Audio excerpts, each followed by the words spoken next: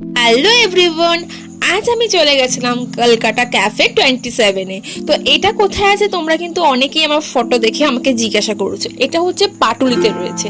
আর এখানের ভিতরে অ্যাম্বিয়েন্সটা কিন্তু খুবই সুন্দর, আর খুবই ছোট একটা ক্যাফে, বাট অ্যাম্বিয়েন্সটা অনেকটা সুন্দর। আর এখানে ফেসিলিটি আর স্পেশালিটিটা কি বলো তো, এখানে 99 আর 149-এ অনেক ভালো ভালো কম্বো পাওয়া যায়।